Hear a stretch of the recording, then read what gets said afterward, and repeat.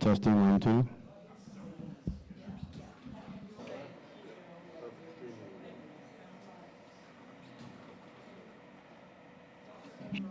Testing 1, 2.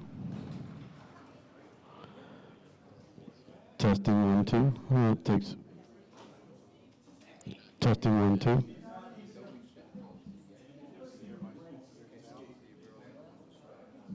good. Streaming. Yeah, I want to network number.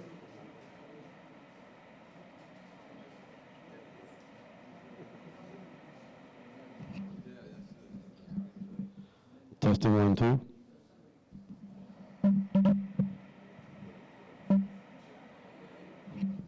Testing 1, 2, 3.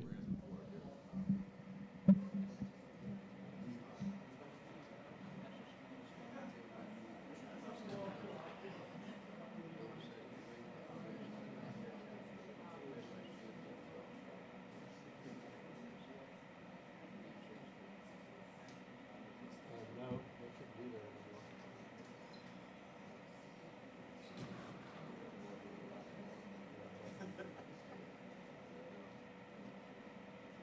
No public.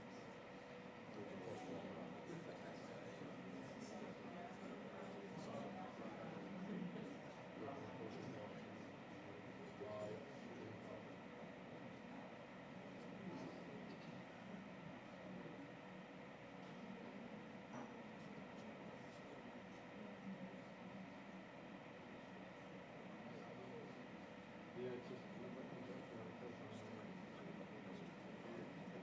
on their end too. It could be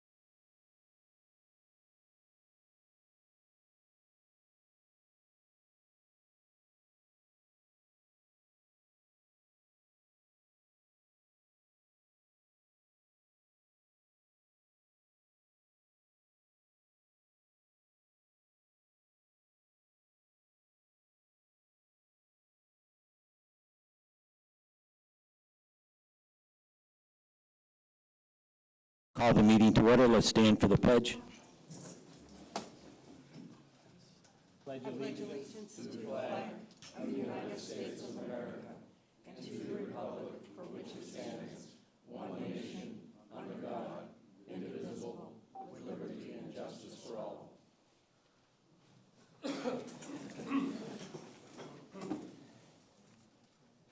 As we begin, I'd like to make a couple changes to the agenda if the board approves.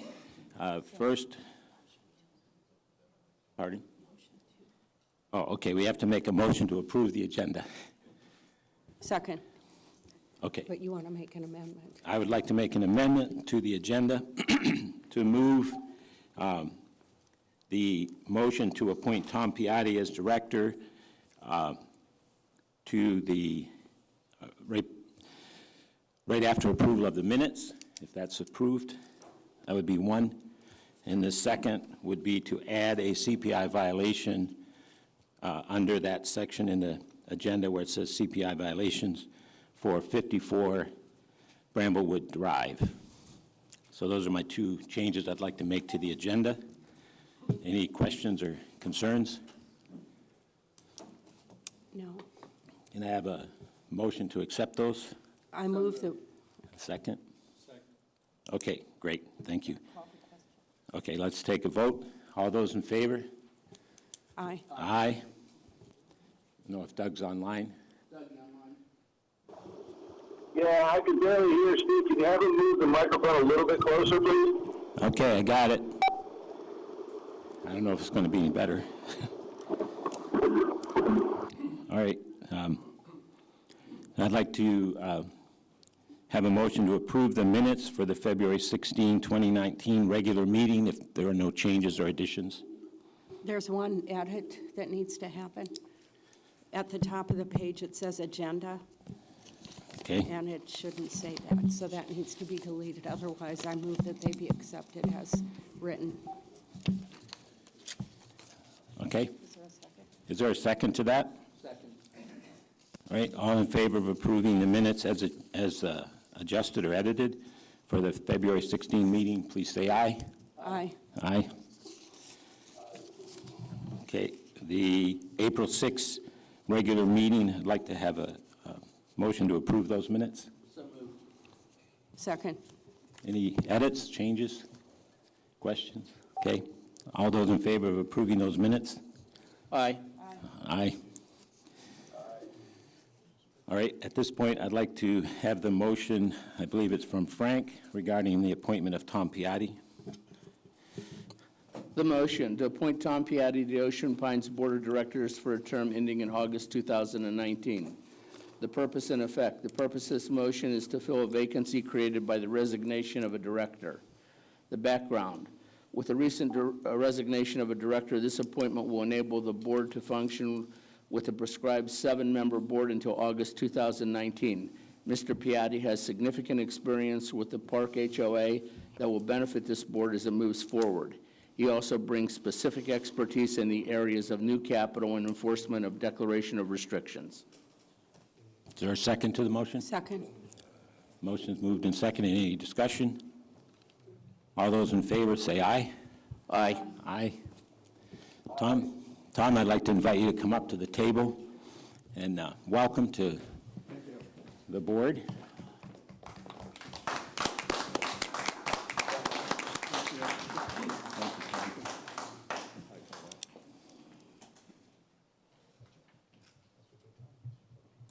I very much appreciate Tom stepping up and taking on the responsibility for the balance of the term for this year. As far as President's remarks, I don't know, Doug, do you have any comments you want to make? Doug, any comments? I'm sorry, I hate to do it in front of the public here, but I heard Frank very clearly, but I can barely hear Steve. I can't do anything about Do you have any comments to make as the president? No, I do not at this time. Thank you. All right, I just give people a quick update on the MDOT. You know that there's been a proposal from the Maryland Department of Transportation to consider putting a traffic circle at the end of the North Gate Bridge. I have received probably about 30 comments from various members of the association. Those have been assembled and forwarded to a representative at the Department of Transportation. We're waiting to hear back from them. We have requested that we have a meeting with the Department of Transportation sometime in June to have them explain the project to us, as well as give the community time to have Q&A, questions, answers, input, whatever related to that. So that's just an update on where that project is at. It is a concept at this point.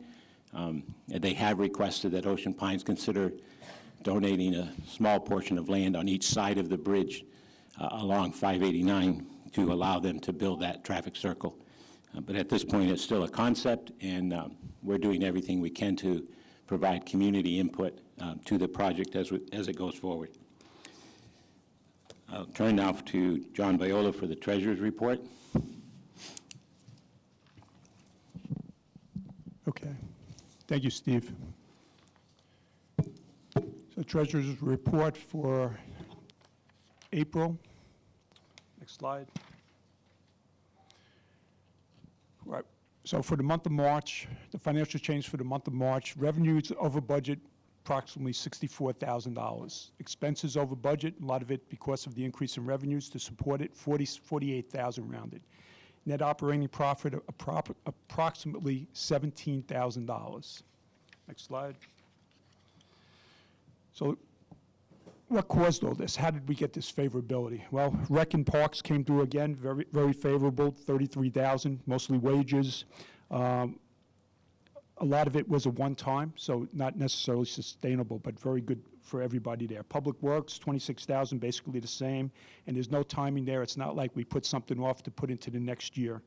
Aquatics, $21,000, Police, $14,000, Finance, General Maintenance, CPI, Public Relations, all favorable for a total of $116,000 for the month.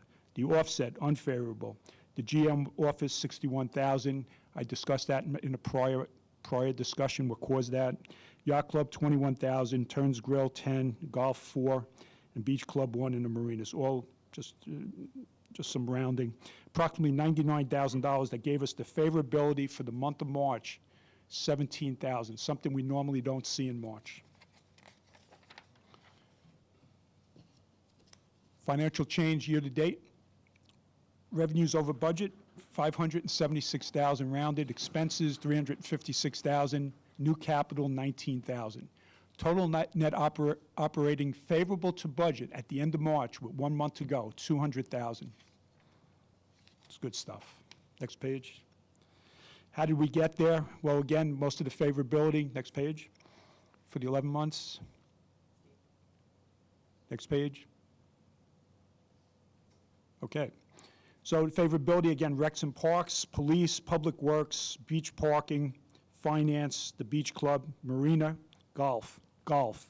Fire EMS, again, 17, Aquatics and Public Relations, $458,000. Obviously, we had some offsets. The GM office, $101,000. Most of that I explained during the year.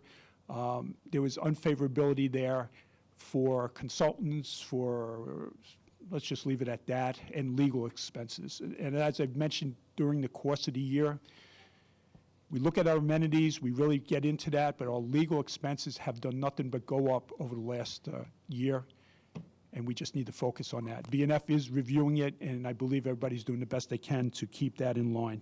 Admin, $65,000. General maintenance, $58,000.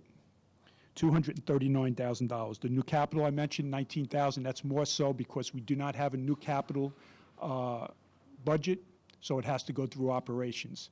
Favorable to budget, again, the $200,000. Okay, next page. All right, one of my favorite slides. This gives us our financial health for Ocean Pines. So we've been through this. Our balance at the beginning of the year, you can see it's the top line for a total of 7.9. I like to focus on the replacement. That's where the most of the activity occurs. But let's go down, since we've discussed this during the year. Let's look at the forecast for next month. The forecast for 4/30/19 is 5.3 million balance for replacement.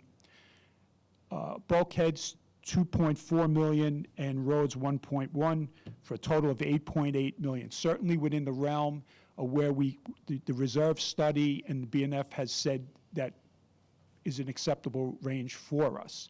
You can see in the bulkheads, it's 2.4. We started with 2.5. Bulkheads, and we'll talk more about it, is something that's been at the top of my list since I got in last month, and we are working on it, and the team is making good progress. Colby will cover that in her report. Just one more item I want to add on this, and which I've been doing the last couple of months, since we will have, or at least we plan on having several initiatives in the 1920 year.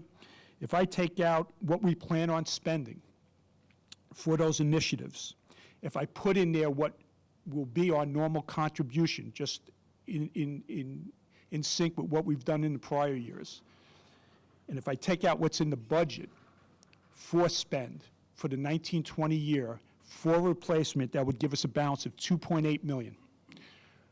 The budget and finance, the assistant controller, we do a constant review on this. We keep it updated.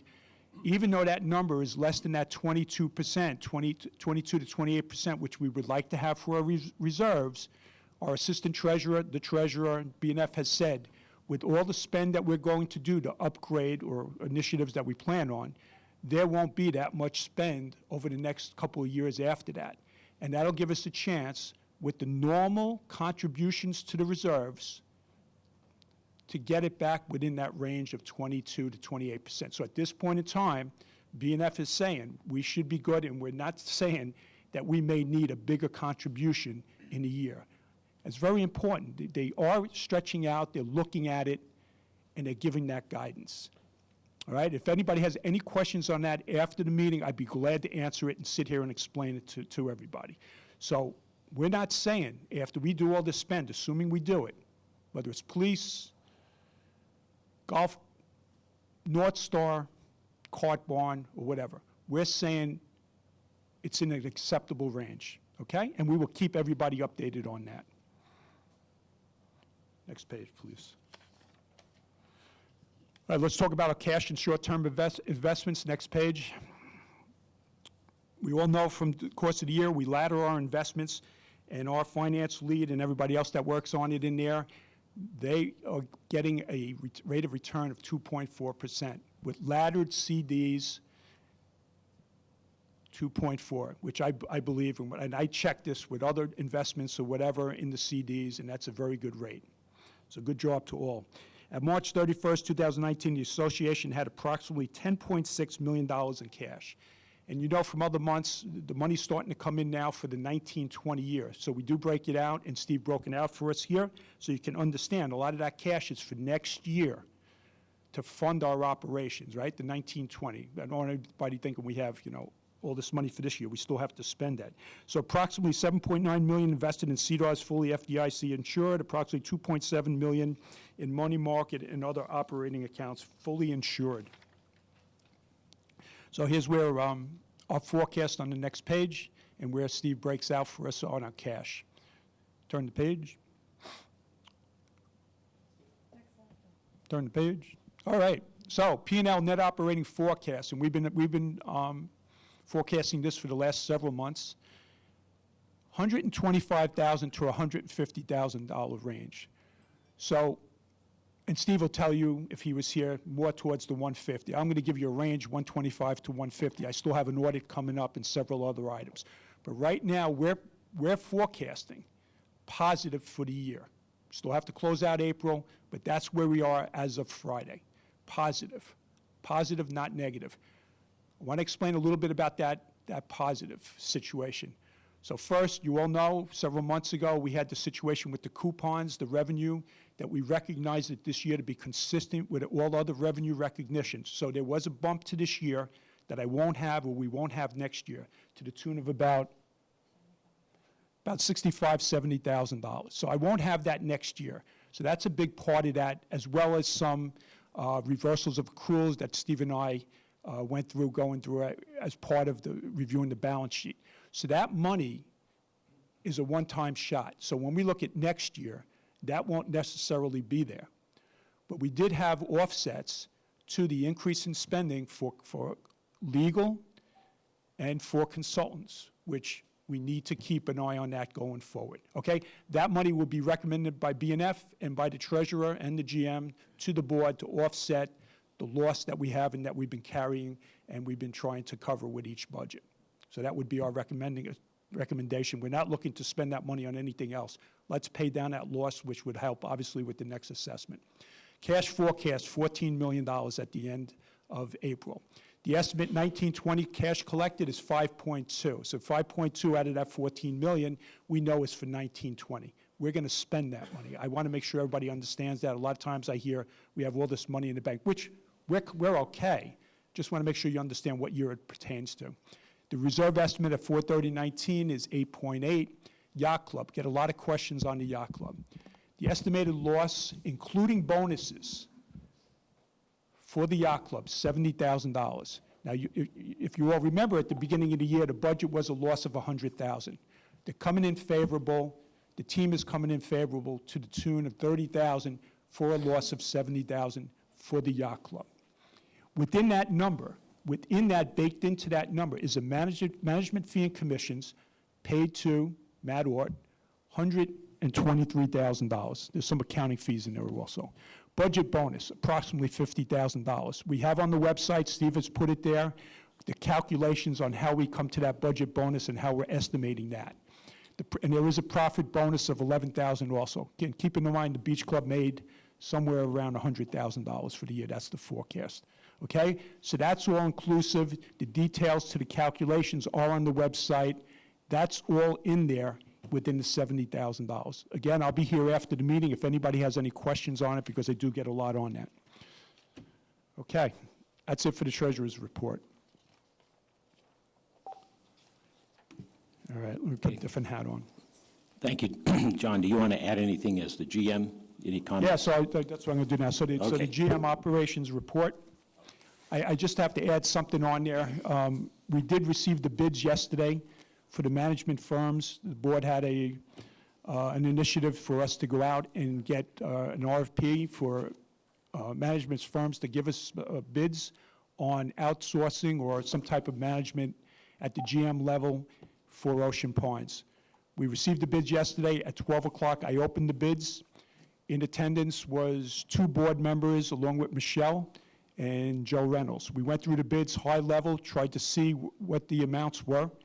I am putting together a team. Hopefully we'll hit the ground running on Monday, led by Michelle Bennett, who is stepping up in a leadership role to review the bids. I've reached out to several people, Jeff being one. He's already confirmed, some BNF members, and a few other people. So we will start that on Monday, hope to have an answer by Wednesday. By that, what I mean is we will summarize everything, go through it in detail, and have the information needed, and certainly we'll be able to analyze it and give some type of recommendation. All right, so that's what we're striving for this week, trying to put that team together right away. But we did open the bids at 12 o'clock.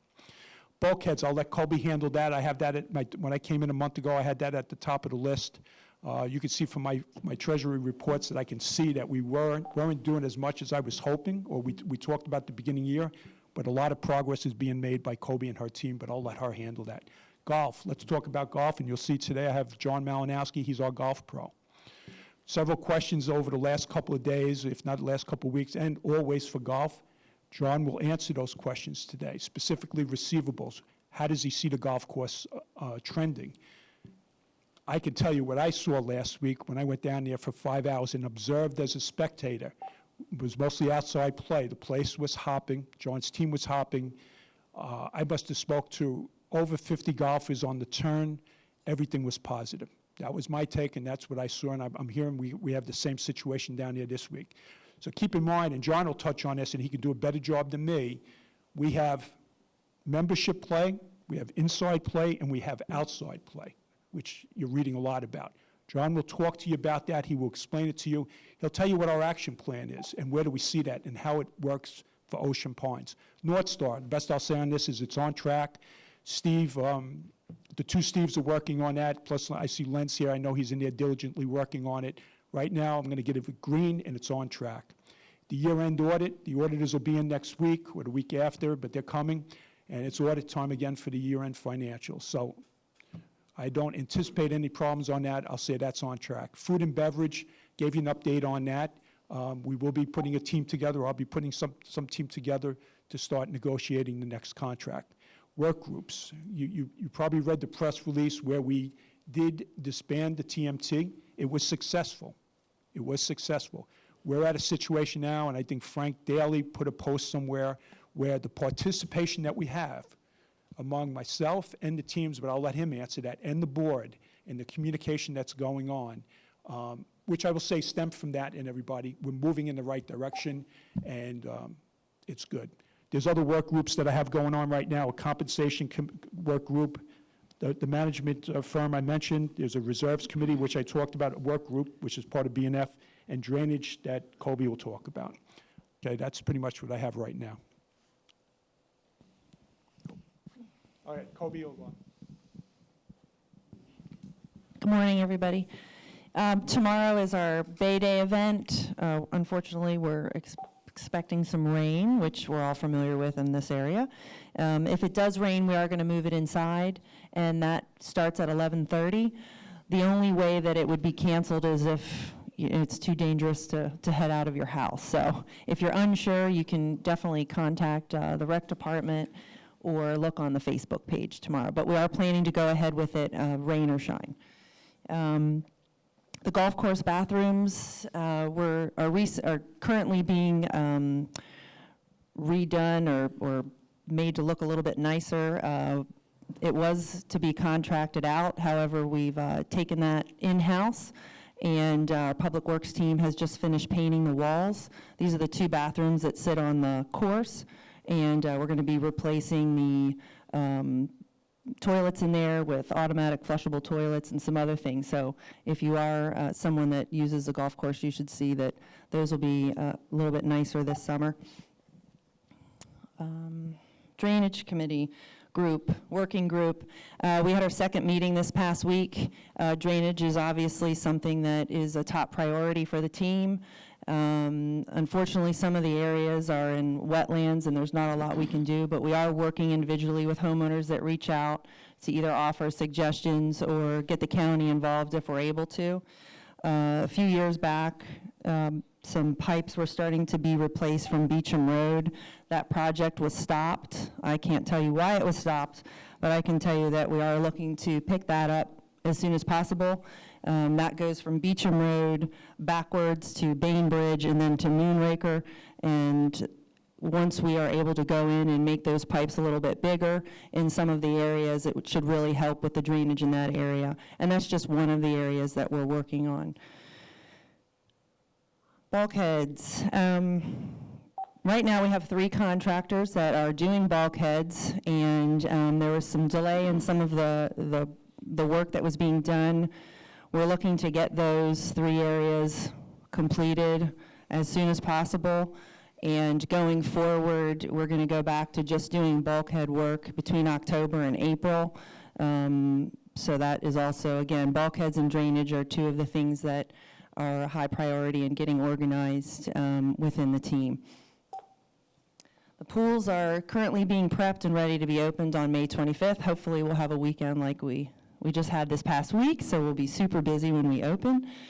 And East Coast Construction is finishing up at the Beach Club renovation. They, can you go to the next slide, Steve?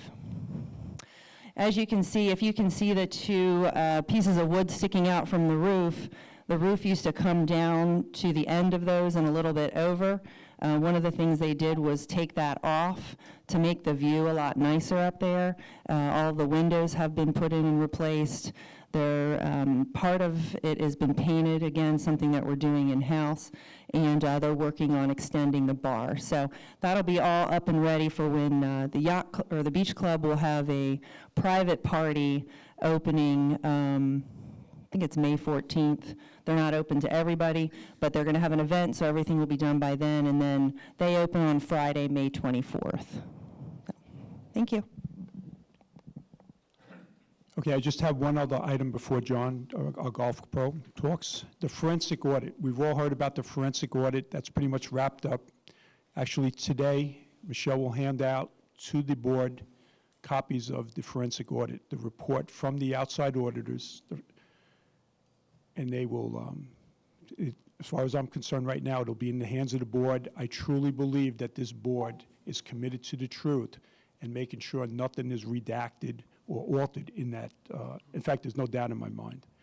From my situation and my stance on this and what I did, I've spoken throughout the year and told everybody I was not a part of it. I was not a part of the forensic audit, which was the truth, and that's fine. Now, obviously, in the GM role, I did read it. I did answer all questions of a few board members that came in, actually 3, the president, the vice president, and Frank. I answered all questions. I will continue to answer any questions that any board member has on it, and so will Steve Phillips. Steve Phillips is what I call the keeper of the truth, and he will make sure that everything is made public. I did ask the board to touch base on a couple situations, which they did. They have the report now, and they will, go forward on that. So, but I just want to let you know, from a GM perspective, a treasurer's perspective, and the controllers, we've met all our responsibility, but we are here for the board on anything, and we did give guidance on how they should approach it next. And Steve has also given a recommendation on how we should present it or what should be involved to do that. So that's pretty much it on that. Okay? Oh, and one other question. I got a question from the media yesterday, and I will not get into the forensic audit, but somebody said to me, was there anything in there that surprised me? And I'm going to say no. Good morning. Just want to go through a couple things about golf this year that just ended, and I'm going to give a few numbers, but please remember they're not final numbers. The year just ended, so this is all pretty close approximations. This year we played 26,000 rounds, which was down a little bit from last year, but given the fact it was the wettest year we've had on record, it's not too surprising. Of the 26,000, 56% of those were played by Ocean Pines Association property members. And that includes golf members, residents, approximately 1,500 of the OPA members, which also includes 186 prepaid greens fees or golf members. So it's 1,500 residents of Ocean Pines that played there last year and made up a proportion of that 26,000 rounds. So I know I always hear there's only 100 people playing the golf course, and that's absolutely not correct. So again, 56% were played by Ocean Pines Association property members. The forecast for the year, it's projected that we're going to be at a negative 80,000, which is better than budget. It's not as good as we were hoping. Up to September, we were in a positive light, and then Mother Nature came in and kind of wrecked our plans. But we lost approximately $60,000 in 2 weekends back-to-back with 2 hurricanes that came through. No one can really plan for that. We plan for some rain, but we don't plan for a couple of hurricanes to come in back-to-back. So unfortunately, that hurt us a little bit, but I think overall, as you can see, without the rain, everything is moving in the positive light. Everything is going forward. The year was really good up until that point. We've made some strides. We finished the year strong because we had no rain the past couple weeks. As John Boyla said, last weekend was fantastic. We played over 600 rounds of golf on Friday, Saturday, Sunday. We're set to do that again. We did 221 yesterday. We got 213 booked and 180 or so tomorrow, depending on the rain. So hopefully Mother Nature will stay away and allow us to continue the progress here.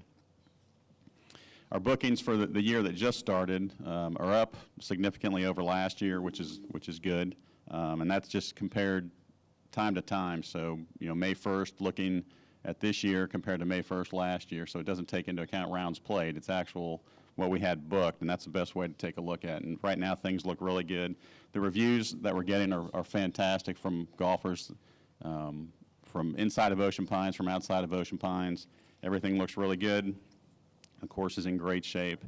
And comparatively to other courses in the area, everyone just can't believe where we're at. I'm not going to name names, but there were several that played other golf courses and couldn't believe how much better we are now than those other golf courses are at the same time. And then I guess the biggest thing, beyond the course conditions, is the value of our golf course. We're not charging $190 like some other places, and with what we're charging, and these people are paying approximately $80 to $90 that aren't Ocean Pines residents. and they're paying 150, 180, 190 at other places, and they can't believe how much better we are than what they paid at those other places. So that's just a true positive. It gets us back on the map with them, and they're planning already for next year to come back. Yeah, so I projected to give at the beginning, you know, we looked at 80,000, a negative 80,000, but what's that? No, versus 100. I think we were budgeted at 100,000, and we're looking to come in about 20,000 better than budget, but it's still 80,000.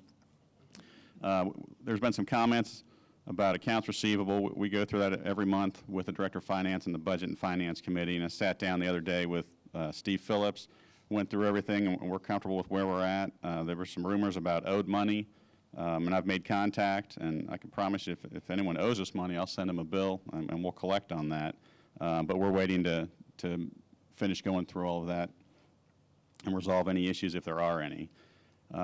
There's also been some rumors, I guess, about our irrigation system and millions of dollars that need to be spent. And we went through everything with the superintendent and talked to him about it. I mean, we have routine maintenance every year. We've got sprinkler heads and pipes that break and leak, and that's just routine maintenance.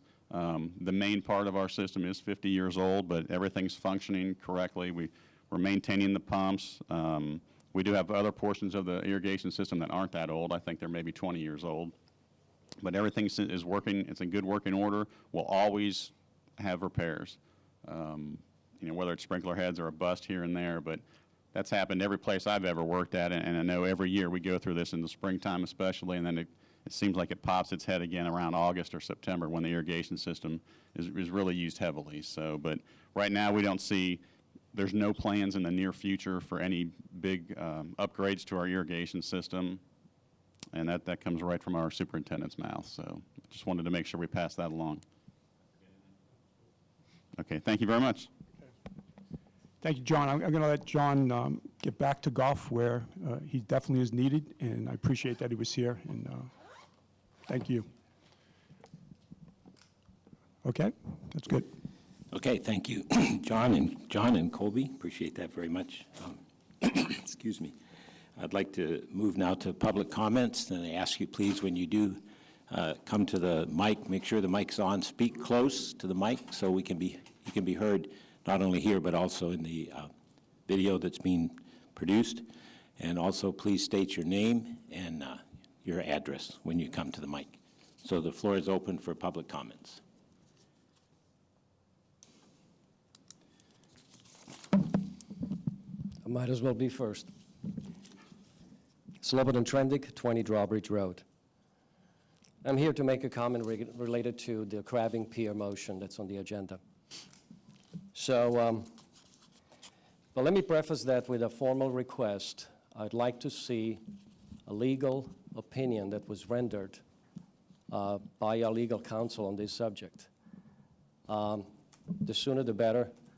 I'm sure you know Maryland Homeowners Act allows homeowners to examine corporate documents and records. So if that can be made available Monday, I'd like to come and visit and look at that document, or as soon as possible. Thank you. Appreciate it, John. Now, let me start with the following first. I want to remind the board that the board unanimously approved a motion on June 23rd that was submitted by then Director Trendik and second by Director Mahoney. The motion read the following: to instruct the general manager to develop a request for proposal for the replacement of the crabbing pier. 2, the scope of work should include any desirable pier safety and other improvements and be in compliance with all current laws and regulations. And 3, email draft RFP to the board for review and approval no later than August 31st, 2018. The purpose of that motion was replacing the crabbing pier will continue to provide a unique amenity to the sanctuary community as originally marketed by the developer. The new pier design should incorporate improved safety and access features as well as the ease of maintenance. That was the motion the board unanimously approved on June 23rd of last year. Now, what I'd like to do now is really focus my comment on the question of the process the board uses to eliminate amenity. This is not just about the crabbing pier. This could be any amenity. Now, somebody on a forum, thank God for Joe's forum.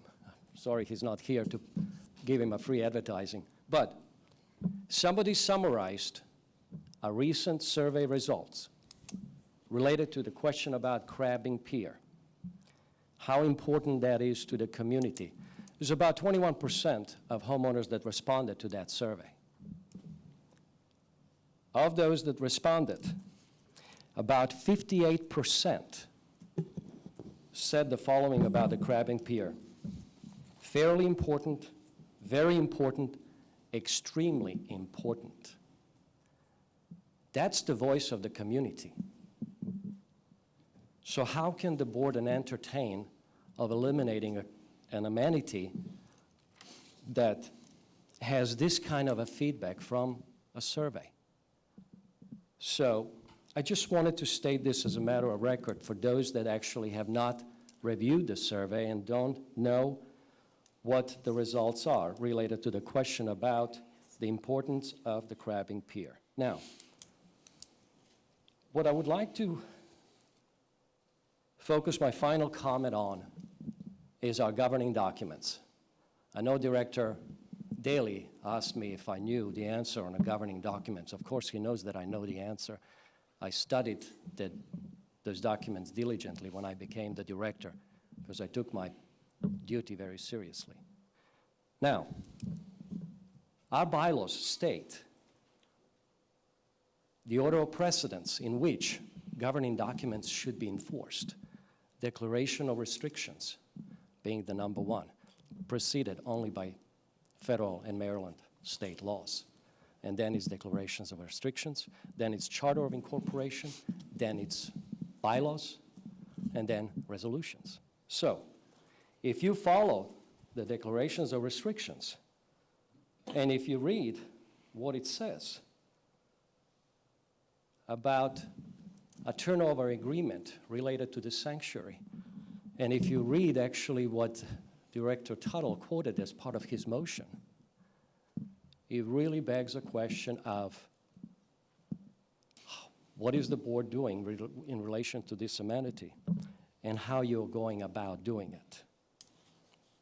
So I would basically finish my comment by asking the board to really take a look at the declaration of restrictions, to share the legal opinion with the community related to eliminating an amenity, any amenity, and the process that should be used before the board makes such decision. I understand this is a difficult topic. I've been at that table, sitting where you are. It's not an easy role, and I appreciate that. But I also believe when it comes to topics like this, that it's extremely important that community at large is being considered when it comes to making a serious decision like removing what appears to be a popular amenity to many homeowners that live in our community. Thank you. Mr. Trendick, I have a question for you. If you suspend Robert's rules, I'll be happy to answer. Can we I will suspend Robert's rules so we I can have covered some that dialogue. probably. But Sure. At any rate, the question I have is when you say 20% responded, 20% of what? Of 8,452 homeowners, 1,776 homeowners responded to the survey. To the forum survey? That's about 21% of the homeowners' And so population. those were identified as homeowners who responded? Survey was sent by the GM to all Oh, you're homeowners talking, of record. Okay. Right. Right, Yeah, I the thought you GM, were talking about a No. forum survey. No, no, no, Sorry. no. I'm talking about GM's formal survey that was sent to all 8,452 homeowners, of which 1,776 homeowners responded. That's about 21% response Okay, rate. thank you. Sure, you're welcome.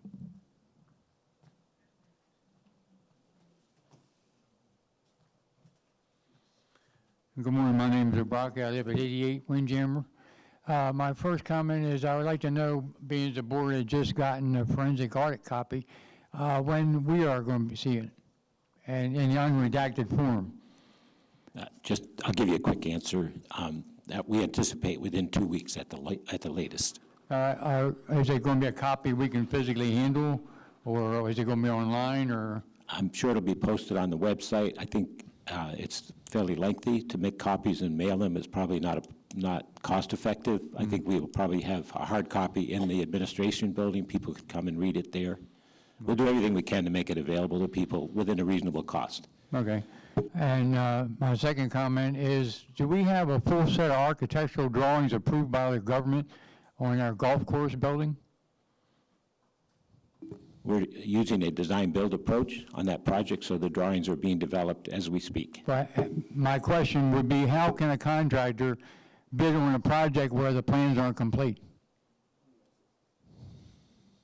Let me clear up something about the golf clubhouse.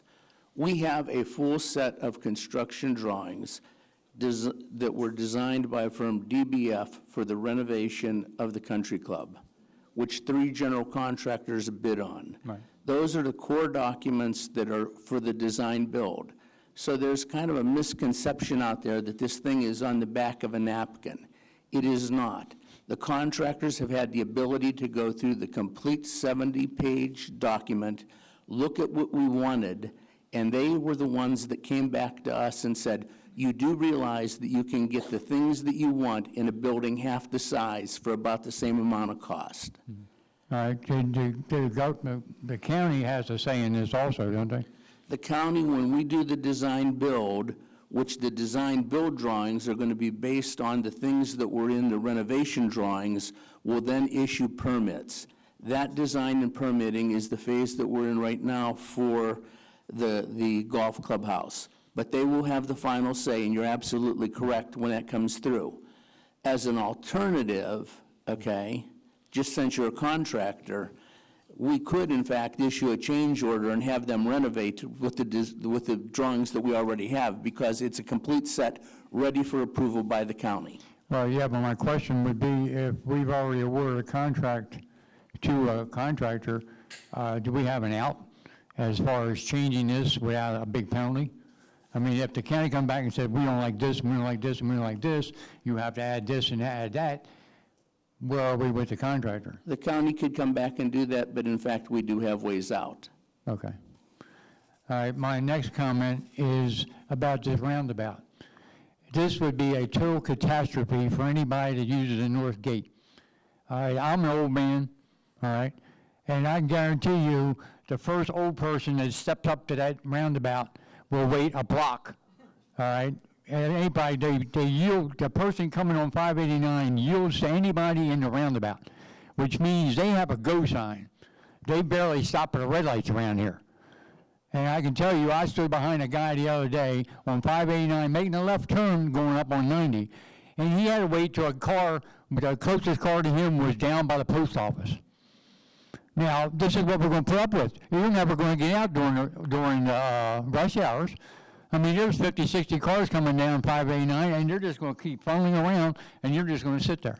Because you're not, the roundabout is not going to be huge. You're going to have, what, a car and a half space between exits. And just, the board needs to step up to this one and tell these people this is a disaster waiting to happen. You know, I don't know how many of you folks live in the North Gate or even use the North Gate. But I use it every day. And every day you see the same thing. Thank you.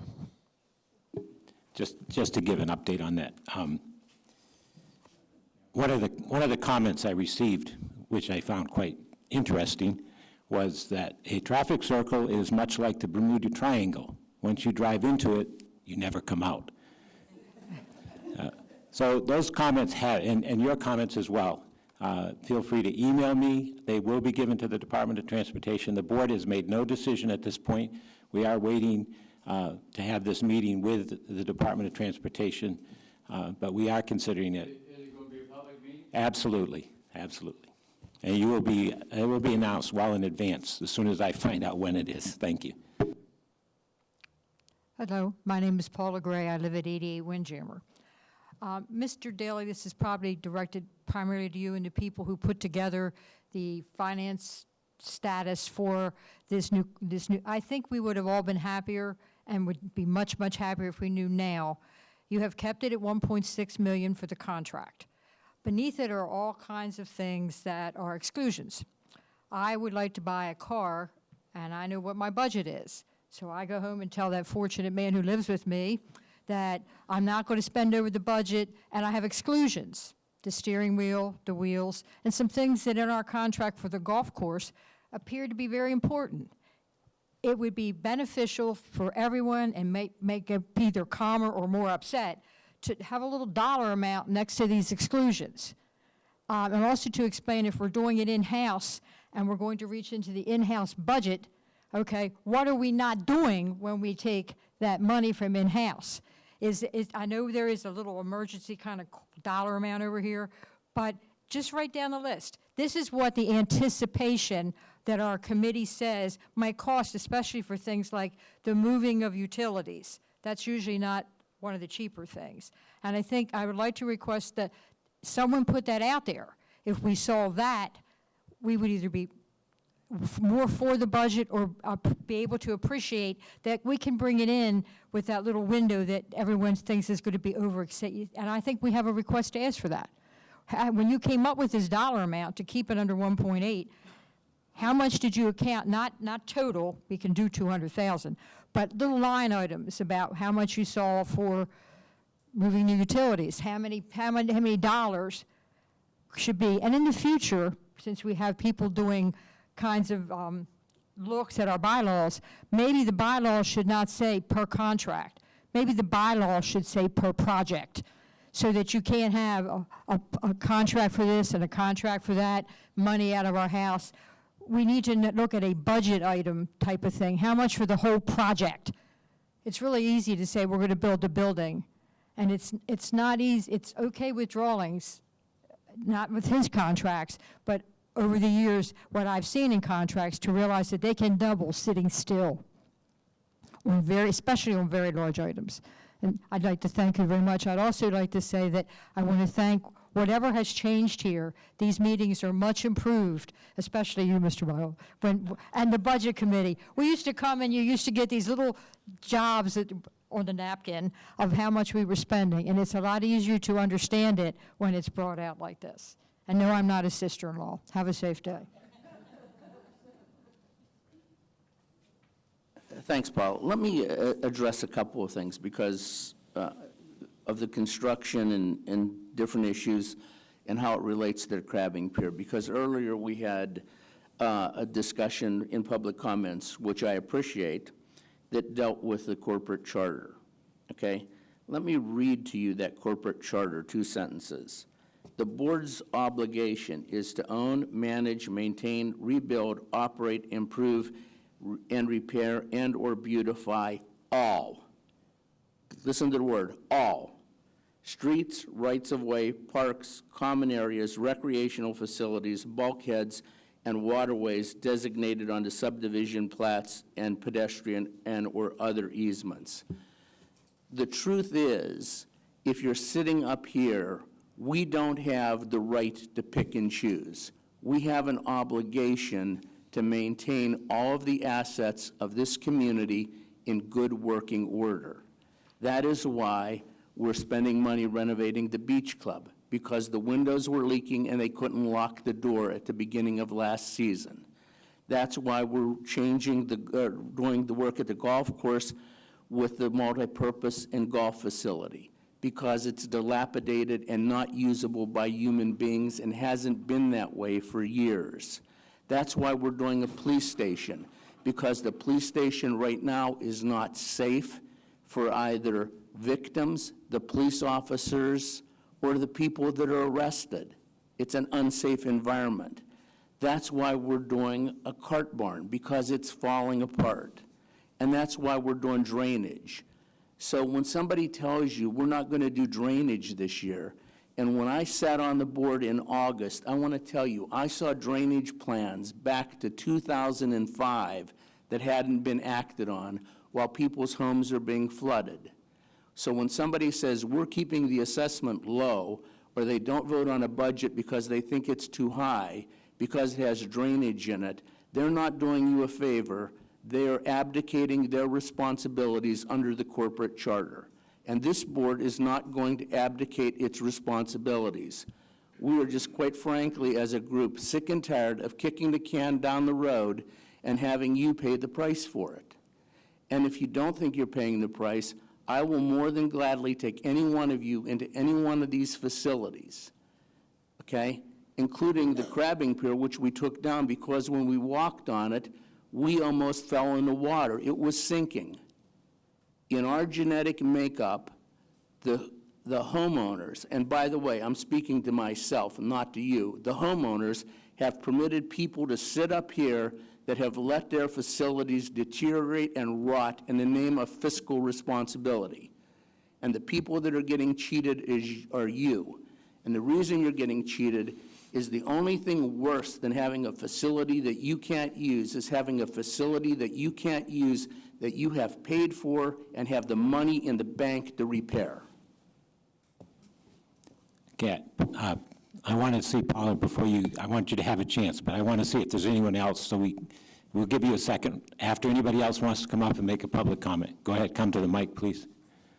Up, hold on, Michael. We'll let this gentleman go first. Thank you. Thanks, Paula. Okay. My name is Hussein Mirza.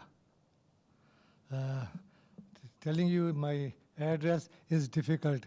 I had 3 strokes few years ago. It took me 3 years to come back to speak. I can only speak. I cannot read or read. I knew this many languages. I can't write my name. Anyway, but I had to come. I came to know that so much is being spent, big things, without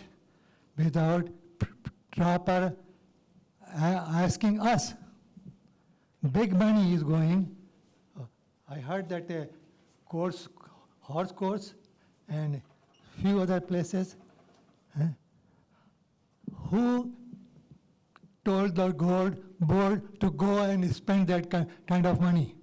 And I came to know that the last meeting before that, you passed something without legal way.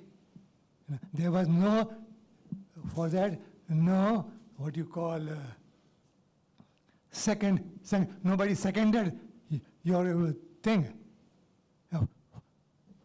5, 6 of you passed that thing without we knowing, and it is not legal. The things I'm talking about, I have dealt with lawyers 10 years in New York. Big companies, they used to work for me. So I know what is law, what is to be taken. I would suggest that don't scratch that thing that what you're going to spend millions of dollars. Come to us first, get permission from us. You have no right to sit over there and 4 of you, 5 of you, they decide, not letting us know. That is not the way the country runs over here. And not in the same way, the Ocean Pine doesn't supposed to run that way. I can keep on going and on and on. I will suggest you scratch that what you have passed in last meeting, before that meeting, millions of dollars, and I don't remember. I cannot write and read that. 2 things, Coast Guard, and I heard also that what you call Ocean Pines Yacht Club is deteriorating with mold. How come nobody knows of you, how that mold came over there. There are on the beaches so many buildings, what you call, they are, they are, where people go and live. Condos? No, where you rent, what you call it. That's my problem. That sometime two years I could not say my daughter's name. She is a lawyer. I used to call her little one, but I come back. The where people come and take a room in what you call. They are called. One of you can tell me. They are hotels. Hotels. How many more hotels have board over there? They are running their business. What you are running, you are playing with our money. That is not right. You know, my daughter is a lawyer. I work with lawyers, and I will not leave this thing. I would, on my own, on my money, I will take you to a court if you don't rescind that thing. I don't want to take everybody's time. Thank you. Thank you. Next.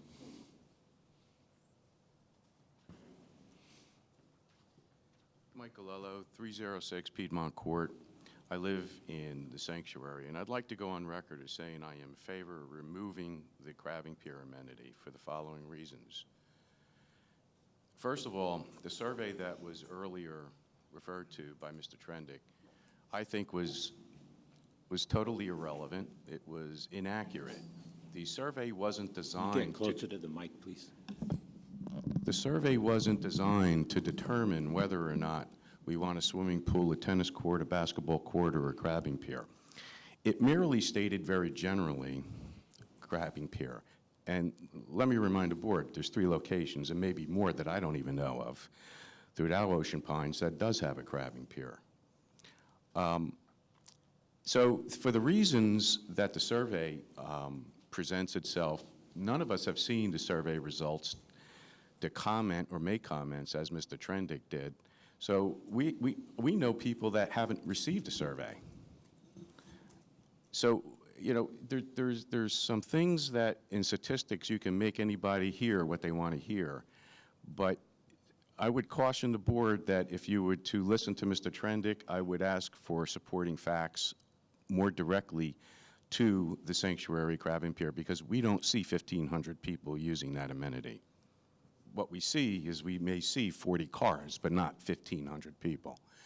The other thing is that I'd like to go on record as saying, as a community association fee contributor, I want to see my fees go towards an amenity that the majority of us can enjoy, that have the facilities that you can enjoy.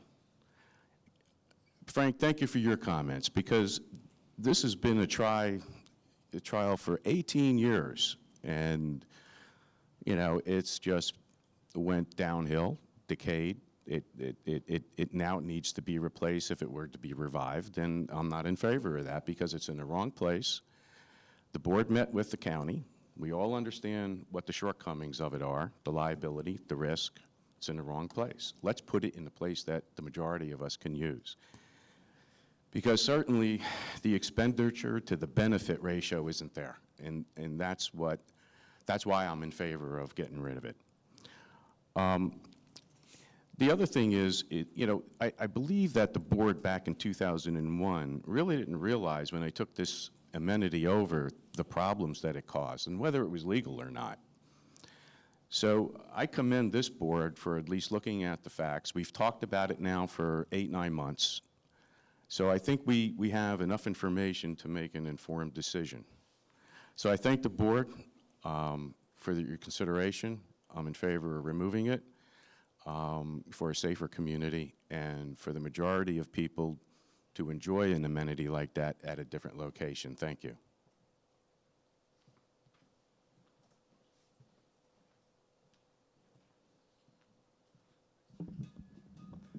My name's Bob Hilligus, 329 Piedmont Court. I live in the sanctuary, and we know that none of our current board members were on the board when this property was turned over, the crabbing pier, to Ocean Pines.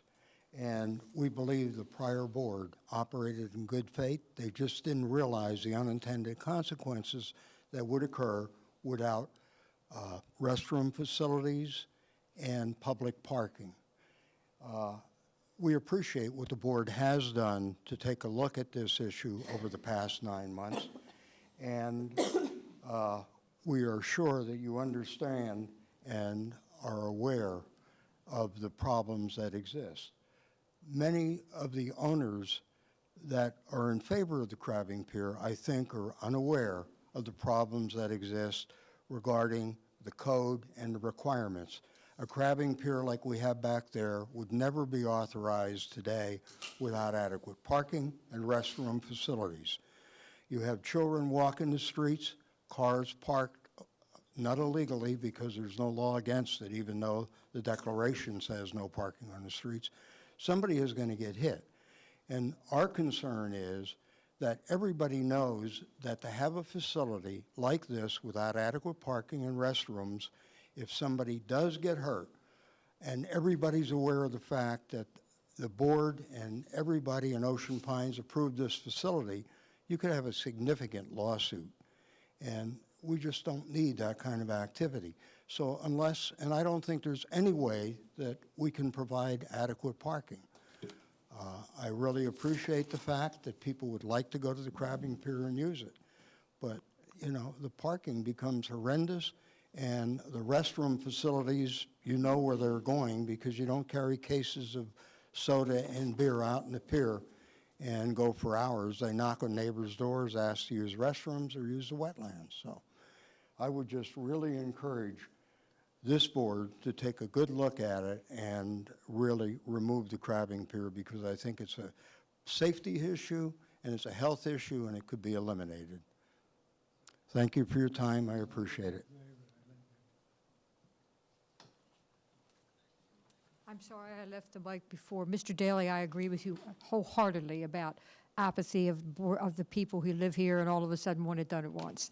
But my concern when I popped back up over there was that there was a legal contract interacting with the board, with the Pines, and they took money. Money changed hands. I was at the meeting about a year or so ago when they presented all of that. And I just want to know what our legal obligations are across the whole Pines, even though the people in certain areas would prefer to have it gone. What does that contract say, and are we liable for it now? Was it so poorly written that we can walk away from it, or would we have a liability to walk away from that contract? Because money changed hands. They gave us $25,000, I think the dollar amount was back then, to maintain it. So that was my only concern was, are we going to be able to abrogate our responsibility from this facility and or move it once we had the contract with the money? It wasn't a good faith, it wasn't a handshake. It was, apparently they presented it about a year and a half ago when all this first started. There is a contract out there somewhere. And I have to apologize for Mr. Viola that please do not underestimate my levity or my facetiousness apparently, not having a knowledge base. It would be wise maybe for us to look at that. There might even be a back door to get out of it. It might have had a time window or whatever, but there is a contract out there somewhere. And I think one of the gentlemen was part and parcel of that presentation about the contract and the money changing hands. None of us out here ever got to see it other than what we heard at the meetings. So you might want to look at that to make sure that we don't put our foot in the wrong shoe. Have a safe day. Thank you. Paul, what facility are you talking? The crabbing pier. Okay. The crabbing pier. When it changed hands to the Pines, it came with $25,000 donation or whatever you call it, a binder, a quid pro quo, that we took it. So, you know, that's what you might want to look into and see. Yeah. They were at a Okay, I meeting don't want to about get a year into too ago. much discussion. Thank you very much. Just so you know, Paula, there was what's called a turnover agreement, and in that turnover agreement, there was $25,000 given to, came with that agreement. They were on a meeting here about a year ago when it was first decided to really start looking at getting rid of it. And the people brought that information, and it came out, there were like 12 people that presented, and that was one of it. They didn't say one way or another. I tried to query it after the meeting to see, because liability, and they're exactly right. If you leave an attractive nuisance, and we own it. If you leave that now as an attractive nuisance, our liability is there. But if we do need to move it, do we have to find that contract and work around it or through it? Yeah, my only comment would be the turnover agreement and the deed are clearly written that the crabbing pier is for the abutting properties. When we went and met with the county said abutting properties is defined by them as approximately 2,500 lots around the Whitetail Sanctuary area. It was never intended for that to be an amenity for the entire Ocean Pines community. That's all I'm worried about. Okay. Go ahead, ma'am. Good morning. Dr. Peggy Nalepa. I'm a full-time resident along with my husband, Dan Nalepa, on 253 Charleston Road. And I certainly appreciate the attention and the discussion related to the crabbing pier. Last year testified about the actual exposure to a very high-risk situation in our private property as a result of not having security, daytime incident, et cetera. I do have one comment to offer regarding the survey. That also tells me that 80 or 79% of the people either did not care about the crabbing pier and or had no opinion associated with it. So statistics being what they are, I also appreciate, Director Daly, your comments regarding the liability and the risk mitigation associated with this pier is significant. I'm sorry that you almost came through, but we've witnessed folks coming through that pier, and we've witnessed the liability associated with that environment. And I would imagine for all Ocean Pines residents, the significant liability cost, both from a compliance perspective in 2019, as well as an ADA perspective, in addition to the parking and the general facilities and restroom areas. So thank you for your time, and we certainly support the pending motion that we hope you bring forward. Thank you.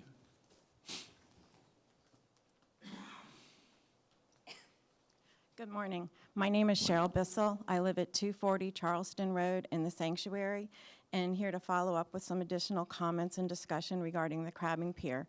And I do appreciate the time that everyone, homeowners and the board, have taken to undertake this matter, and appreciate the challenges and complexity.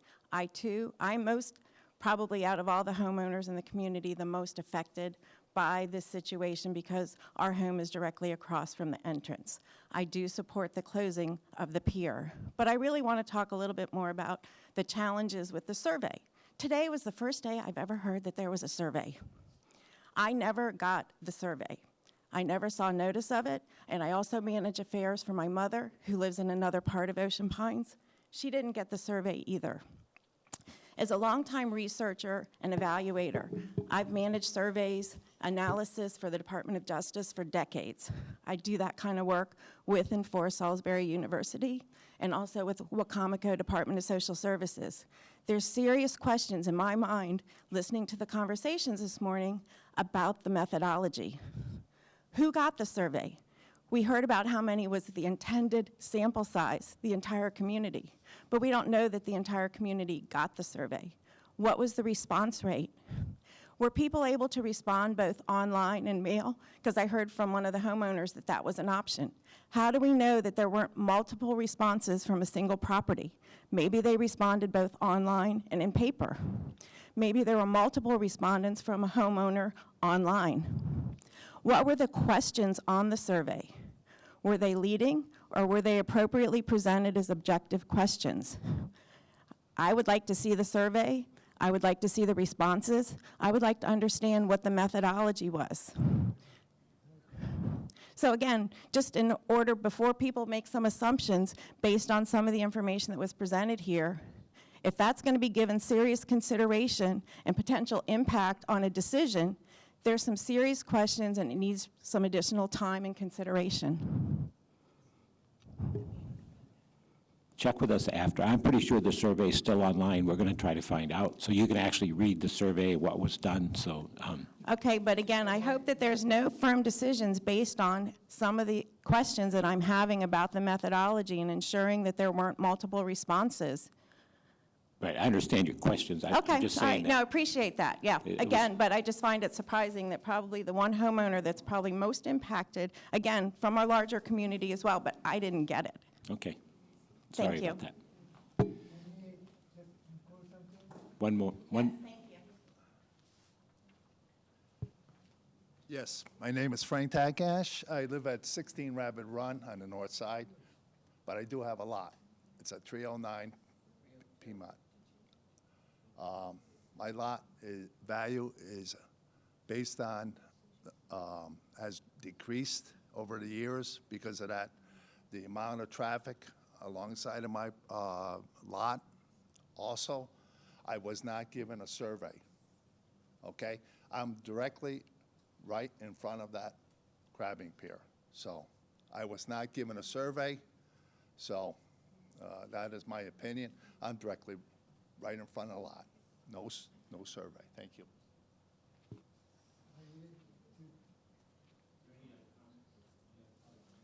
Any other public comments? I want to direct my comments to GM. Concerning the pool memberships, are the pool memberships up or down this year?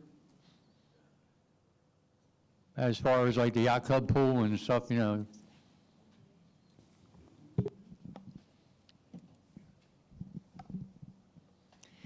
So with the pool memberships, they don't start May 1? Well, the reason I ask is because last year I heard several comments from people that are residents of the Pines that have a yearly pass to the yacht club pool, only to go up to the pool and find they can't get in because we've sold so many day passes.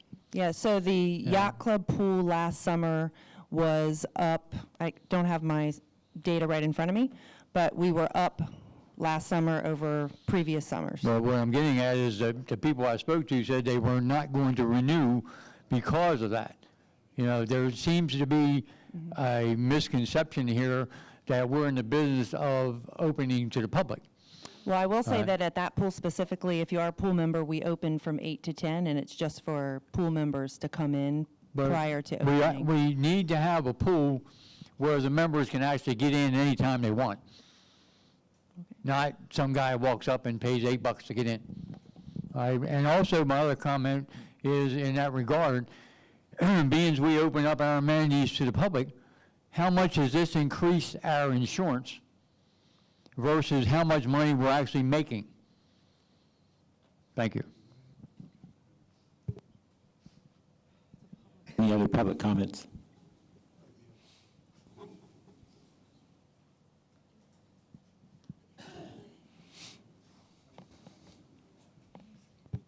Yeah, name's Tom Byerly. I live at 6 Oceans End.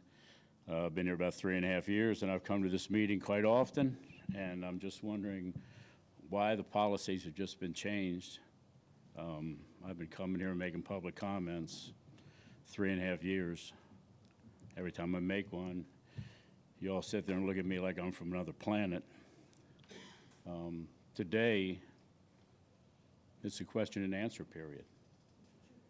Is this public comments? Is it a town hall?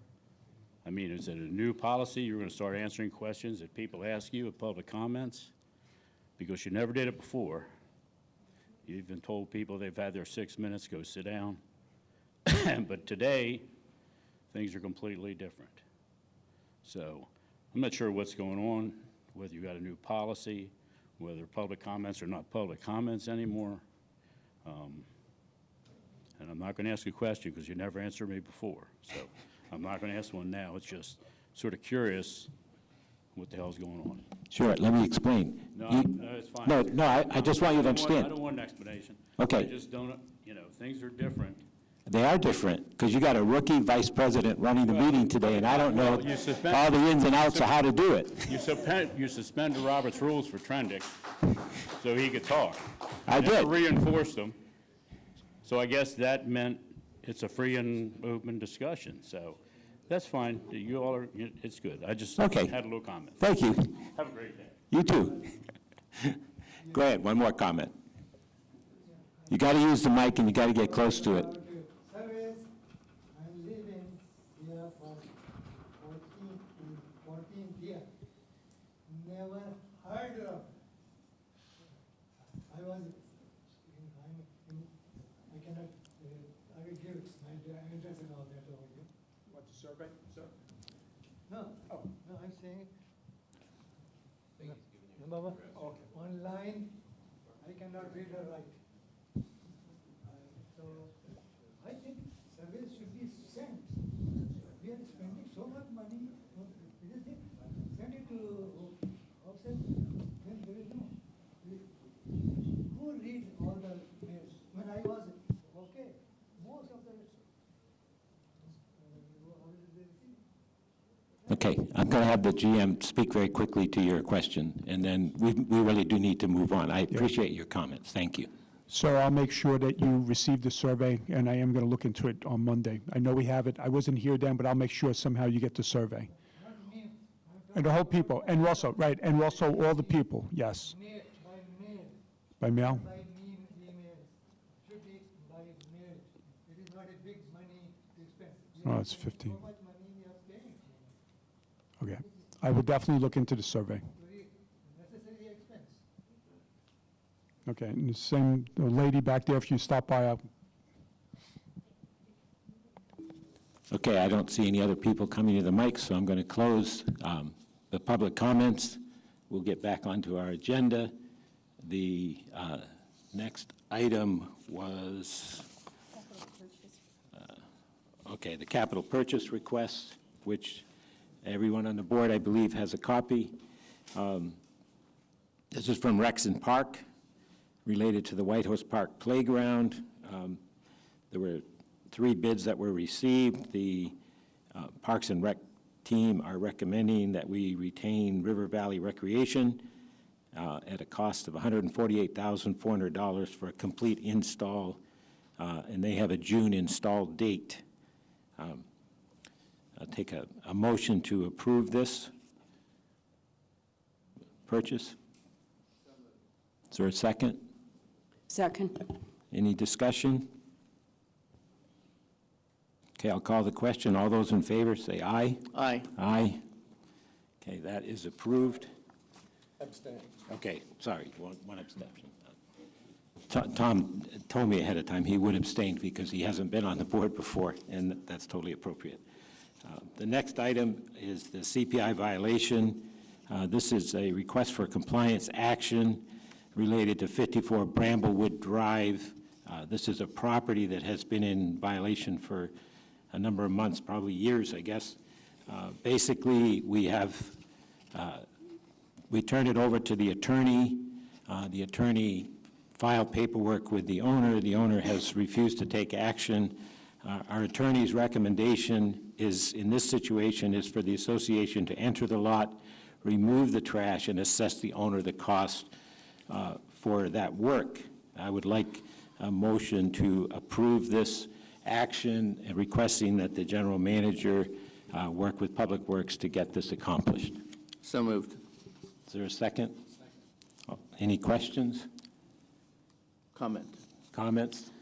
Yeah, I think this particular property points out another issue that we have within the community that, just to give everybody at this table a heads up, and John a heads up, that I plan on addressing and getting information on between now and the next board meeting. We have very few properties in Ocean Pines, probably 1% of 8,452 lots that are in this condition. But if your home is next to this condition and the people know how to game the system, you can live with this for years and have it devalue your property. And I think that as part of our mantra, not to kick the can down the road, it is time to put some teeth in our declaration of restrictions for this type of violation. Okay, any other comments? Not, We had a motion that's been seconded. I'll call the question. All those in favor of having the GM take care of this, please say aye. Aye. Aye. Thank you. Good. Thank you, Doug. Okay, unfinished business, General Manager recruitment, Colette. Okay, the topic is recruitment of an employee to fill the general manager position. Concise statement: in order to explore a variety of options for filling the GM position, consideration should be given to direct efforts to recruit a qualified individual.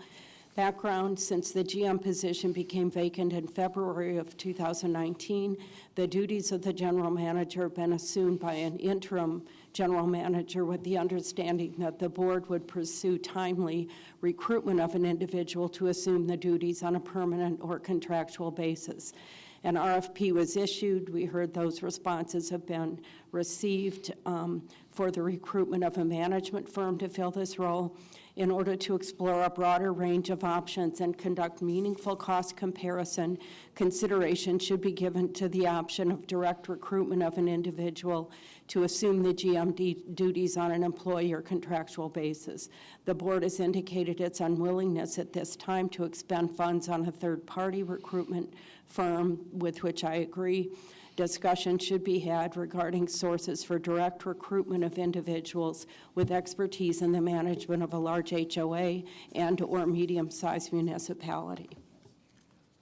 Is there a second to the motion or the discussion? Sure, second. Okay, the floor is open for conversation from. Okay, I'm sorry, it's not a motion, it's just a discussion. So, comments on this?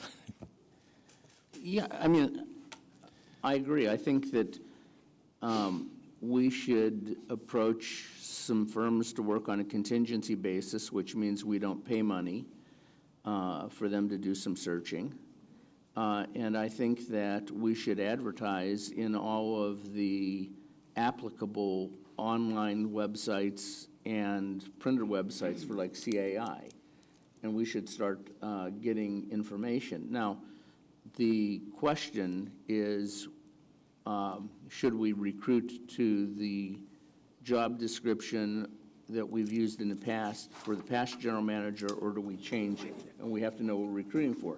But once that's done, we could certainly start looking at resumes, as providing that, again, we're kind of straightforward to say that we're collecting these with the idea of narrowing our search down the road. But yeah, we should do that,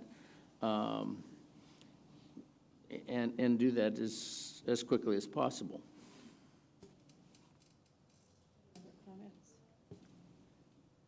Yeah. There we go. A number of things have to be looked at. When you're looking outside of an organization like this or any organization, and you want to hire a management company to come in and fill the position, one of the things you have to understand when you do that is they bring their culture. Every organization has a culture, including these people. And if you don't investigate what their culture is, you might find out to your chagrin that you don't like it. So that's an extra step that we have to consider. When you're hiring people from inside, on the other hand, you still should investigate, but you probably don't have the same culture problem because they live here. Now, if they've been here 10 seconds, I get it. They don't have much culture. But if they've been here a while, then they will have enough of the culture to get started. If that's important to us, that's an area we need to pay attention to. If that's not important to us, then you skip it. You can find management companies all over the place managing organizations and doing a great job. You can find non-outsiders managing organizations and doing a great job. And you can find crummies on both sides. So it's a matter of understanding what you're getting. And I will tell you up front, I'm not opposed or in favor of anything yet. I haven't heard anything about it specifically, and I haven't thought about it. So I will, and I'll form an opinion on what the best answer I think is. But, and I don't mind looking. I don't mind looking, but my point is, there's no magic in an outside company, and there's no magic in an insider. There's pluses and minuses depending largely on the individual and their ability to get along with the board and association members. Two very important groups. So I'm in favor of looking, and then we'll see what the answer brings. Okay, and I just wanted to speak to both Frank's and Jeff's comments. I agree fully, Frank, we need to update the job description to reflect what the job currently entails. It is different than it was last time we searched. And to Jeff's comment, that I agree fully that we need to look at all options, outside, inside, you know, management firms, obviously. And so what I'm hoping is that the president of the association would empower the GM to update that job description and begin the process of putting a job description out for recruitment purposes, looking both within Ocean Pines as well as outside of Ocean Pines. Okay, excuse me, if I'm not mistaken, there is a GM job description that is being developed, refined right now. Is that correct? Correct. And then we'll have it for the meeting in 2 weeks. But yeah, we have drafts, yes. So we will have that, and then I think it makes sense to take some steps to figure out how we're going to fill the GM position without, I don't think we need to spend money to accomplish that task at this point in time. Right. But certainly we need to be taking steps. You know, I don't think it was our intention ever as a board to have an interim or temporary GM or whatever the term is for long term. So we need to be working towards that end. Is there any other discussion people want to have on this issue? All right. Yeah, I'm going to move to crabbing pier motion now. Okay.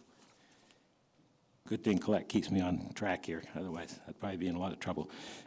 This is a motion before the board to remove all semblances of the crabbing pier, including the elevated walkway over the wetlands, submitted by me.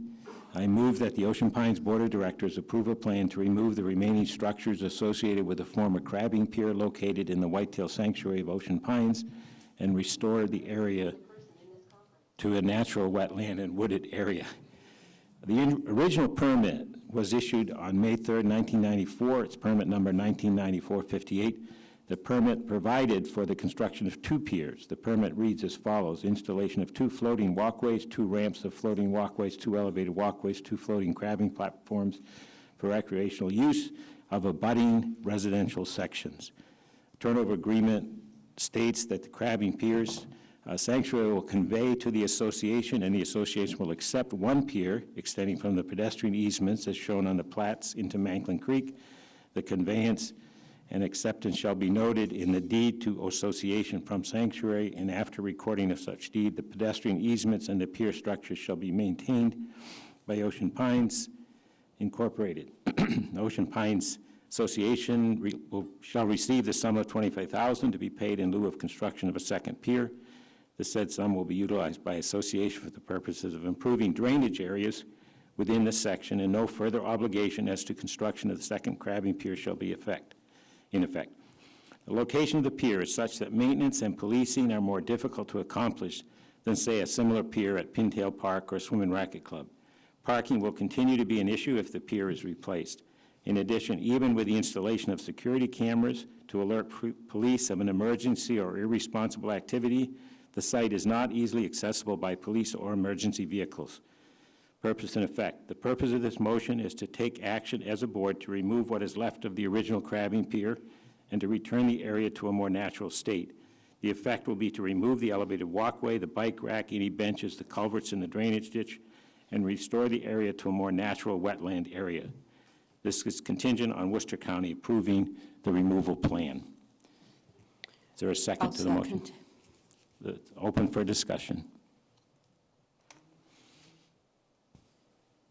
Frank? Okay, so, actually, in the interest of full disclosure, before I was elected to the board, I was invited to a meeting by the residents of Whitetail Sanctuary to discuss this. And I have a 3-ring binder at home with the issues that have been raised regarding the existing crabbing pier. Several points to make. Number one, this again is a victim of poor maintenance and inaction by past management and boards permitting that inaction, which we have to stop in the future. Point number two, of all the issues that were raised, and there are a lot of issues that the residents have, I feel confident that we can take care of every one of those issues except 2. Now, I don't want to minimize the cost and the effort that it would take to get rid of all the issues that I'm talking about, because some would require going to the county, some would require maybe even going to a referendum to take care of. But there are 2 issues that I can't take care of. The first issue is I believe that the residents simply don't want it in their neighborhood. And that's a secondary issue, because if that was the case, and that was the only issue, if that was the case and that was the only issue, then we would rebuild it where it's at. There's a much more serious issue in my mind with the location of that pier that I have as both a parent and a grandparent, and that's safety, okay? That pier is way out, okay? And if you do have an emergency where somebody falls in and they're distressed because they're ill or they fall in by accident, the time for response is simply too long to be acceptable to me as a board member. So I'm in favor of not rebuilding where it's at. If we're not going to rebuild it, I think we should take out the walkways. I agree with that. But I also, Steve, one issue, would wonder if you would accept a friendly amendment. And that amendment is, I do believe we should rebuild this because it is an amenity that the community uses. And I'm going to suggest that we do it at Swim and Racket Club, and to go to the permitting stage to see if it's possible to do it there. I think your point is well taken about looking at alternate site. I think I think it's premature to do a friendly amendment on that. I think the study needs to be done first as to whether permitting would be possible at an alternate site, and then put a motion forward to whether we're going to rebuild. But it's, it's your call, Steve, as to whether you want to accept that. I would do that, Colette, but the concern that I have, and I think we've been down this road quite honestly with the staging area, and that is if we don't go to the county with a specific plan for a specific location, they kind of shrug their shoulders and say, maybe, okay? And I think that what we want to find out is, can we rebuild this thing anywhere? And there was some question as to whether or not we could do that, because for those that aren't familiar, I think the minute you step out into the wetlands, you're dealing with the county, you're dealing with the state, you're dealing with the Corps of Engineers, and any one of them can say no on a permanent basis. And the only way to get them to say yes is to have a design and a location and a specific request in front of them. And that's what I think we need to do to find out if, in fact, we can rebuild this. Okay, let me make a couple of comments in response. I think I'm inclined not to take a friendly amendment at this point, because I think it's important that we act on this motion. What I will commit to do is, I know that I have had conversations with our Director of Operations and Public Works, and they have been doing some preliminary work to identify another site. What I would like to go on record as saying, I will work with them to get to the point where we can actually evaluate another site and get the information we need, and then I'd be glad to bring another motion to the board if we can justify it to build another pier someplace else in Ocean Pines. And that would be fine. Do we have an idea of the time frame to do that? Nothing like being on the spot. I did reach out to the county and ask them, we had, Public Works and I, when we went down to the county, had asked them previously about just looking at all different options, if we would be able to move the crabbing pier to where Swim and Racket Beach is, where people crab on the grass part that goes out there. I guess there used to be a pier there a long time ago. And they said that they would like to see a drawing. They can't say yes or no, so just as you said, we just need to come down with a presentation, and then they'll make their decision based on that. But I know that Public Works was working on getting a preliminary drawing in place, so they're working on that now. Any other comment? If not, I'd like to call the question. All those in favor of the motion, please indicate by saying aye. Aye. Any opposed? Abstain? One abstain? Did you vote, Jeff? Okay, I'm sorry, I didn't hear. I'm sorry, guys, it's so hard to hear. The last clear word I heard was there was going to be a friendly amendment regarding getting information about relocation of the Swim and Racket Club. Was that seconded? No. What we're going to do is, right now what's on the table is to remove the crabbing pier, and the operations team is going to do a drawing and go to the county for a secondary location. And does he vote in favor? I support that. Okay, now so we're voting on the original motion, correct? As written, correct. Yes, there's no friendly amendment. Very good. And so I vote in support of the amendment. Okay. I'm sorry, of the original motion. Okay, Right. thanks. Okay, so the motion passes. All right. Thank you.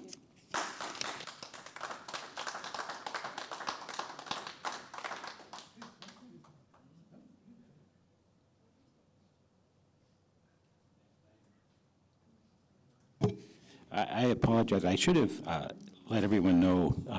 I did get a text last night, late in the evening, from Esther Diller. She had a personal situation come up as she was about to come to Ocean Pines, and that's why she's not here today. And it was such a situation that she was not even able to be available by call. So that's why we don't have her input today. But I meant to mention that earlier, but she did want to be here, but it was not possible. And as you can tell, Doug is trying to connect with us by phone as he's driving back from North or South Carolina. Okay, next item is a discussion topic. Frank Daly. I think actually this should be fairly brief, but, and to a certain extent, we're doing it right now, and it's something that we found out when we were involved with the transition management team. And what that is in the operations report from the general manager and the operating team for the future board meetings in 2019 and 20 to give us project activity reports. And the specific projects I'd like the activity reports on are the construction projects, drainage projects, bulkheads, roads, and North Star implementation. Now, the intent of this, including these in the report, is not to drag this out into a two-day meeting. It is simply to go what activities were planned, what were actually executed, what the budgeted cost was, what the actual cost was, and what the activities are planned for the next month, which will become the next month's report.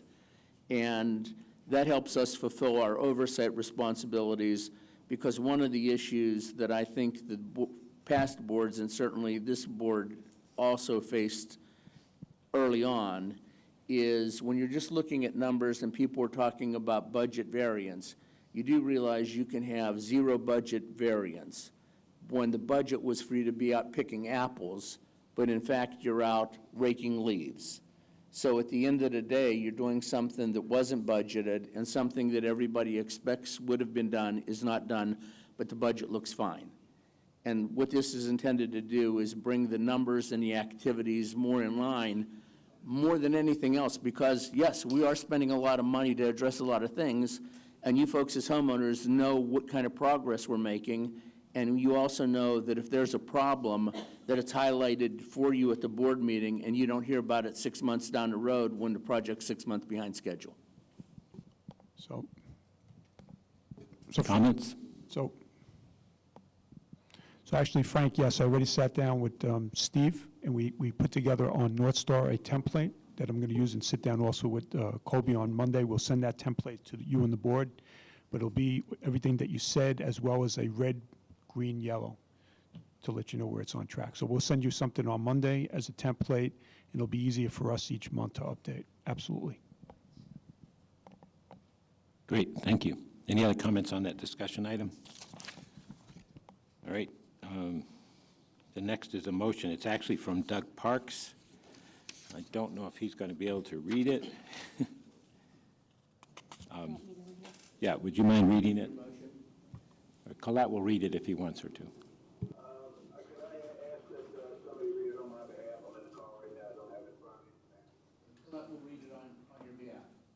Okay, the motion is, I move to appoint J. Craig Tallman, Len Smith, Keith Hines, and Paul Krieger, typo here, to serve on the Design Review Committee for Ocean Pines Section 18, also known as Colonial Village Homeowners Association, Inc. I further move that J. Craig Tallman and Len Smith be appointed as co-chairs of said committee. Purpose and effect consistent with the recorded assignment of design approval rights, Ocean Pines Section 18. The motion will formalize the committee appointments and recognize its function. The background is the Colonial Village HOA has requested that the board appoint a committee of property owners from its association to carry out the design approval rights as noted in the above-mentioned document. I'll second the motion. All right, any further comments, discussion? Okay, all in favor, vote aye. Yeah, we're open. Sorry. So just it's basically a house cleaning item. We were approached by the folks from Colonial Village regarding some documents that made this a requirement. We vetted them with legal counsel and basically are following through to make sure we're in compliance with those governing documents. Thank you. Thanks, Doug. Any other comments? If not, I'll call the question. All those in favor, say aye. Aye.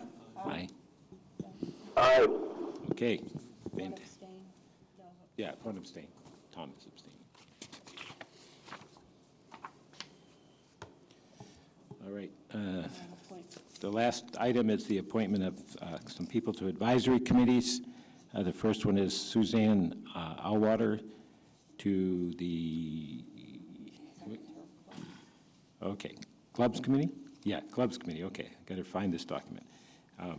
That has been approved and endorsed by all the appropriate parties. The second is for R. Lewis Furman, also to the Clubs Committee. That's a reappointment. They're both reappointments. So I just asked for, do we need to vote on this, or we just? Okay, so I'll take a motion to approve these two individuals to serve on the Clubs Committee. So moved. Is there a second? Second. All those in favor? Is there any discussion? All those in favor vote by indicating aye. Aye. All right. That concludes all of the business before the board this morning. I will entertain a motion to adjourn. So moved. Is there a second? All those in favor indicate by saying aye. Aye. Aye. Aye. Thank you. The meeting is officially adjourned.